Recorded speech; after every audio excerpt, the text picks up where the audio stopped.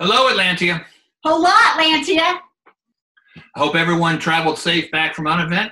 Well, maybe we didn't travel anywhere, but we certainly invested time and got to spend some time seeing each other again and talking. I know if your days were like ours, you had a full featured part of being in the Kingdom of Atlantia, whether you were in order meetings or whether or not you were in officers meetings. So thank you for everyone who gave of your time to either participate in meetings, host them, or do the support work that made it all possible. It really was a very, very successful weekend, and I think it's a model that will be used rolling forward. So thank you all. Thank you, everyone.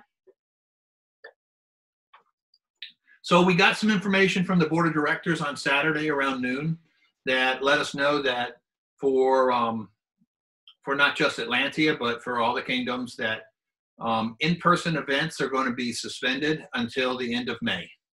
Though this is disappointing, it certainly isn't a surprise given the current situation that we're in with the pandemic.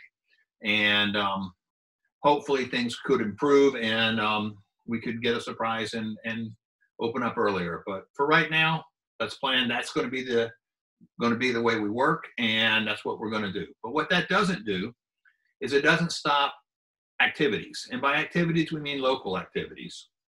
People getting together in a small canton kind of way and doing things. And the great officers continue to work on putting a plan together to open up Atlantia when the numbers are right and when in areas where the numbers are right. So it won't be a fail swoop. Everybody in Atlantia can start doing things at these activities. There's going to be maybe this part of North Carolina and this part of Virginia and this part of Maryland are open. And then next week, maybe some more areas open as things improve. And if we have backsliding, then we'll have to pull some things back just to keep people safe.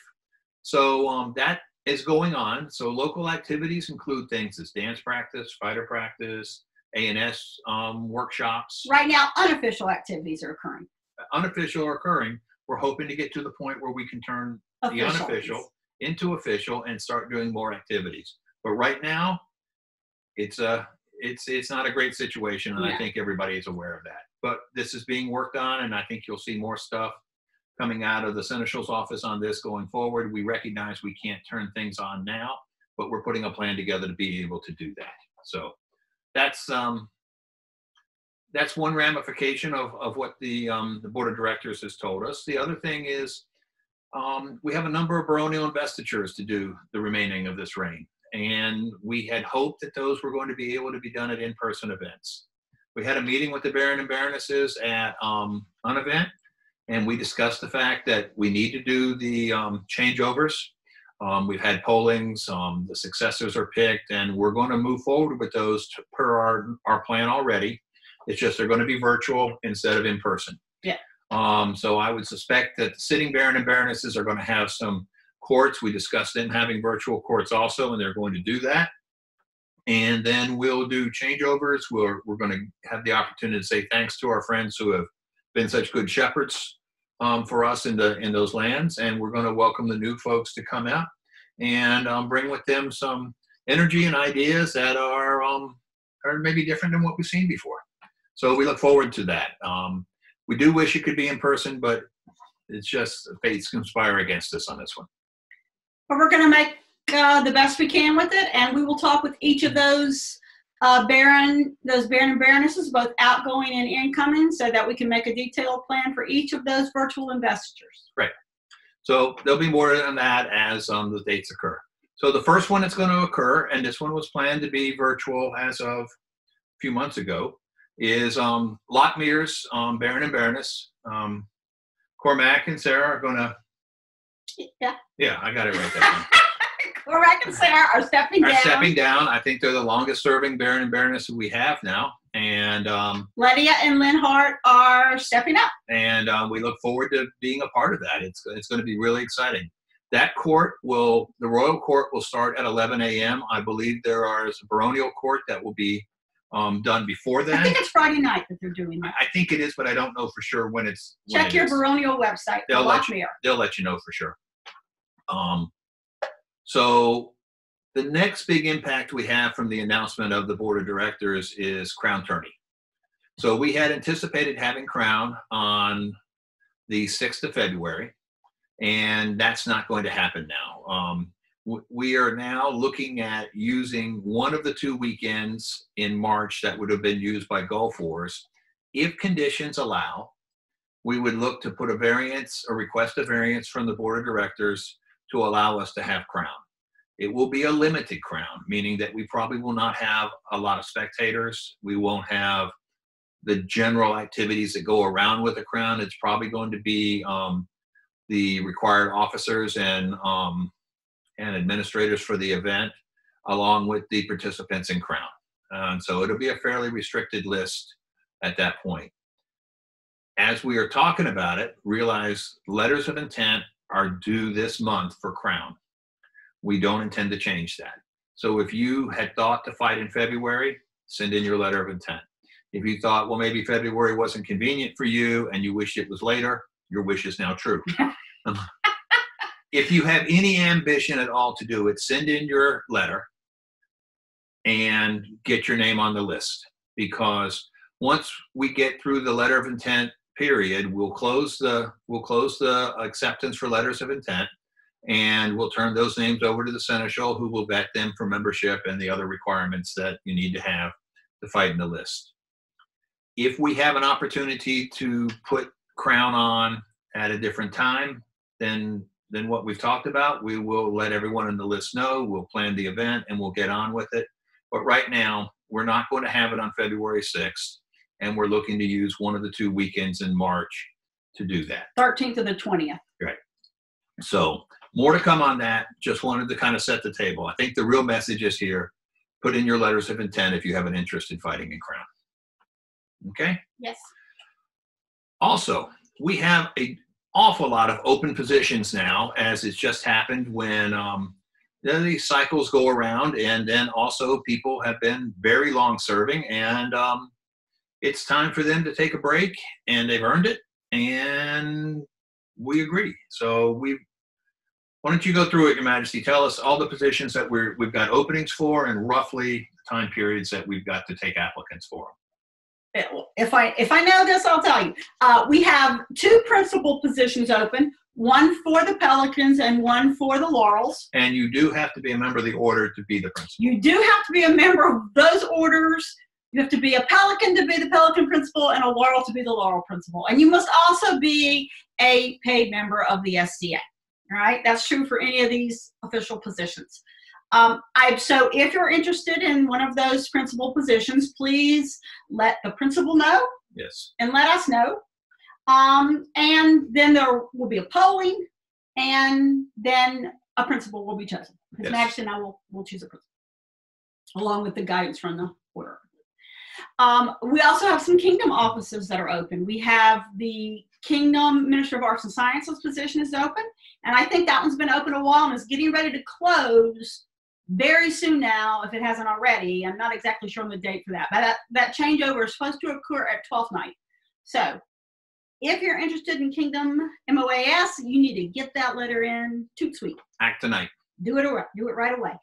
The other position that's open is the Kingdom Chronicler position, and I think a letter has either just been submitted or about to be submitted in the Acorn that's coming up around that position. So if you're interested, please put in your letter of interest to the Chronicler, and please also send it to us. And she has served a very long time and has earned a break. Yeah, Adina's done a great job, and yeah, she deserves some rest. Mm-hmm. The other office that is open, and it's a brand new office to the Kingdom of Atlantia, is the Diversity, Equality, and Inclusion Officer. And the Seneschal just put out a letter for that, letting people know that's a new office and that she's taking letters of interest until December 20th. So if you're interested in that position, a brand new one for the Kingdom of Atlantia, please submit your letters of interest. And we've got a position that's been filled that we would like to announce. You probably already know it because she's been quite active already. The social media deputy position has been filled by Lady Maeve Ingen Ty O'Donnell. So thank you, Lady Maeve. Thank you. Anything else in new positions? None that I can think of at the moment. Right. So next thing, 12th night. We're not going to review all of 12th night right now because this is going to be, you know, pretty big list of things to go through. We'll encourage you to get on to Virtual Atlantia, take a look at what's going on there, and also with the 12th night information that's being published in the Kingdom announcement pages. And the website. There's a website for 12th night. You can find the link to it in the electronic calendar. So just think about this. What are you going to wear? What are you going to eat? And how does a virtual ball really work? These are the things. I got the eating and the drinking down part. I think that's okay. And the wearing, I can figure that out. But the virtual ball, that's a challenge. How will you make time for court?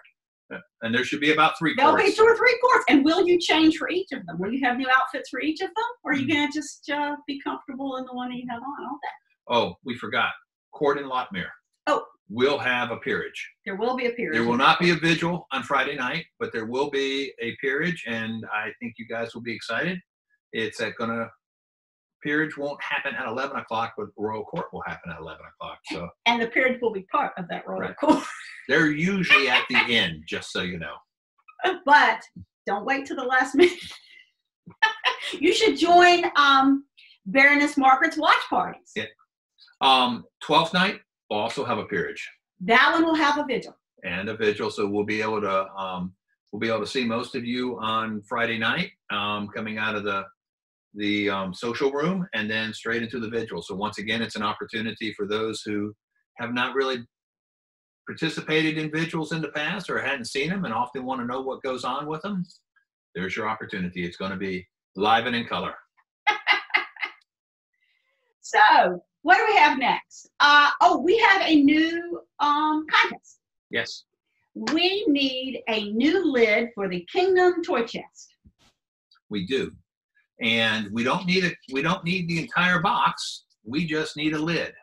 And it's okay. The boys have joined us for court down here too, and This is Morgan. yes, Murphy's sleeping. We're going to publish the dimensions, and we're going to keep the hardware the same, and all of that will be there. But what we're looking for is someone to give us a design and then manufacture a lid for the toy box. Your name will live on the lips of children of Atlantia from here to the end of time. Your work will be infamous, and not only that, famous. And famous. Yes. Loved, beloved by children throughout Atlantia. And it will certainly be most visible to the lucky gentle who gets to take the box and run from the children with it.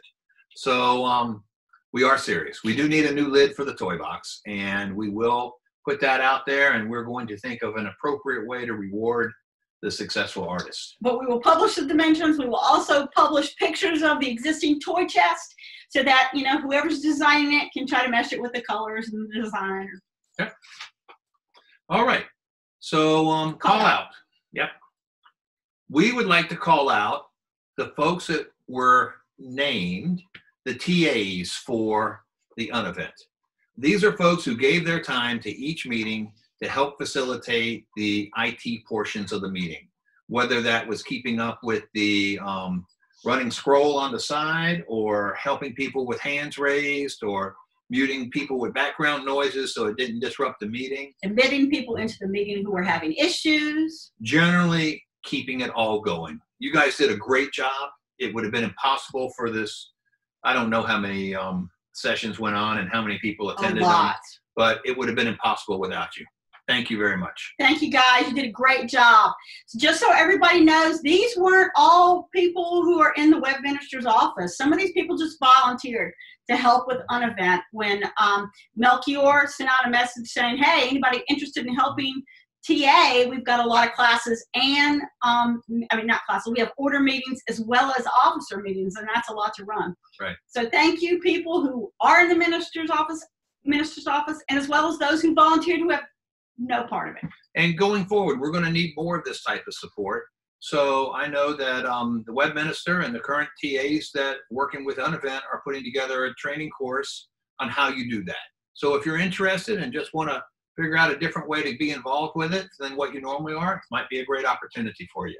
It doesn't mean you have to be an IT guru.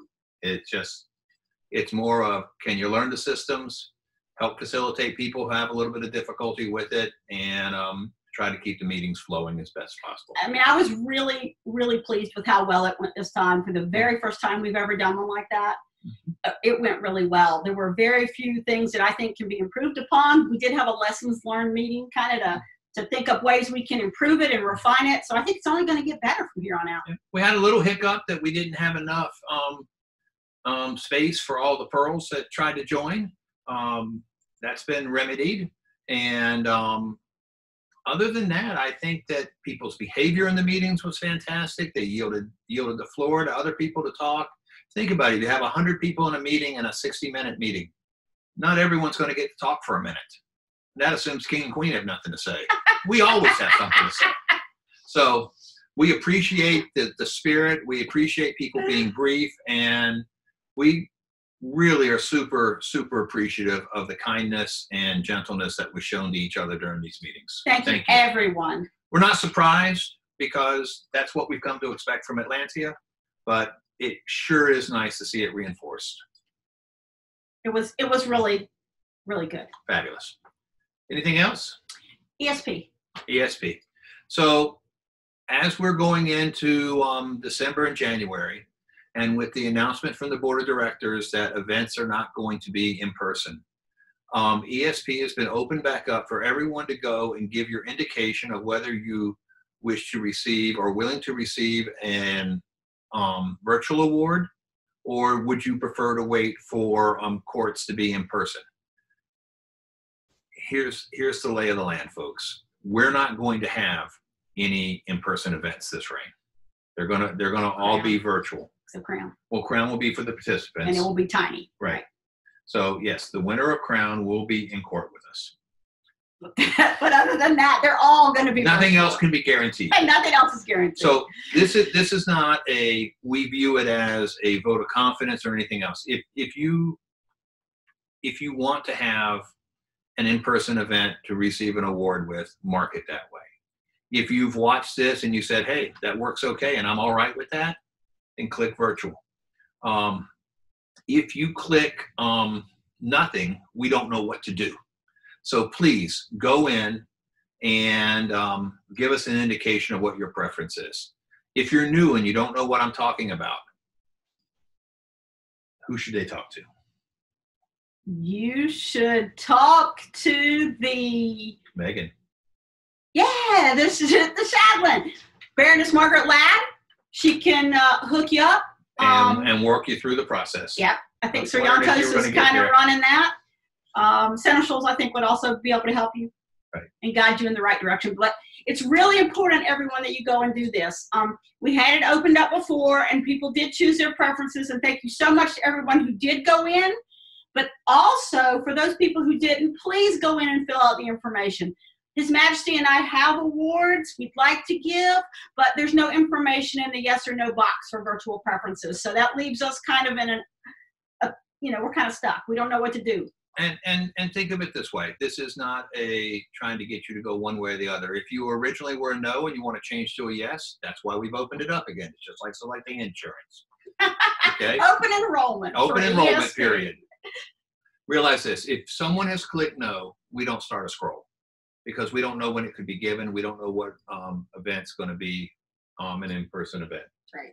So if we have positive responses on somebody who's clicked no, they prefer to wait, we'll pass that information on to our heirs, but it's not a promise that our heirs will see it the same way we do. Okay? Every award that's given is given with the input from the kingdom, input from the orders, and their majesties looking at it and saying, yes. We agree. I agree. I believe in this, and this is the right thing to do. One set of majesties do not pass on a set of awards to the next ones. There are open pollings that are passed, and those interpretations are up to each set of majesties. So it's not meant to try to influence you one way or the other. I just want to be really clear on how that works, you know.